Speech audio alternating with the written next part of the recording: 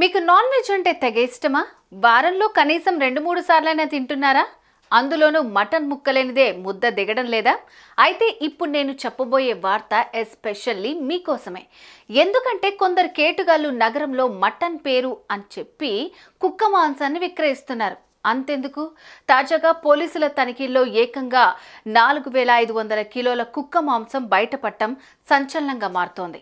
వినటానికి కాస్త షాకింగ్గా ఉన్న ఇది నిజం. ఇంతకు ఈ ఘటన ఎక్కడ జరిగింది, అసలేం జరిగింది తెలుసుకుందాం పదండి.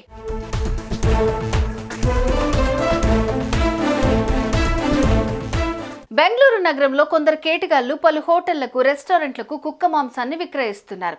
ఈ విషయం తెలుసుకున్న పోలీసులు తాజాగా యశ్వంత్పూర్ రైల్వే స్టేషన్లో తనిఖీలు చేపట్టగా 90 బాక్సుల్లో 4500 కిలోల కుక్క మాంసం బయటపడింది. నిత్యం రాజస్థాన్ నుంచి బెంగళూరులోని పలు రెస్టారెంట్లకు మటన్ పేరుతో 14,000 కుక్క మాంసాన్ని విక్రయిస్తున్నట్లుగా తేల్చారు. అనంతరం పోలీసులు భారీ ఎత్తున సరఫరా చేస్తున్న ఈ మాంసాన్ని స్వాధీనం చేసుకున్నారు. ఆ తర్వాత ఫుడ్ సేఫ్టీ అధికారులు శాంపిల్స్ సేకరించారు.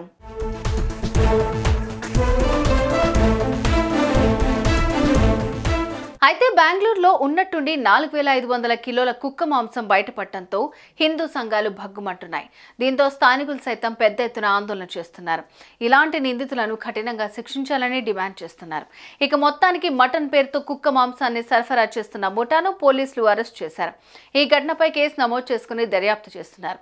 ఇక ఈ విషయం తెలుసుకున్న నగరవాసులు ఇన్నాళ్ళు మేము తిన్నదంతా కుక్క మాంసమా అంటూ నెత్తి నోరు బాదుకుంటున్నారు. అయితే కొందరు వ్యాపారస్తులు మాత్రం ఇది మటనేనని, నాణ్యమైన మటన్ మాంసాన్ని మేము జైపూర్ నుంచి తీసుకొస్తున్నామని చెప్తున్నారు.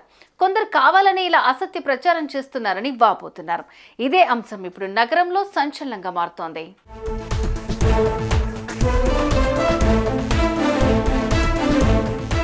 ఇది బెంగళూరులో తెర వెనుక కొందరు కేటుగాళ్లు చేస్తున్న వ్యాపారం.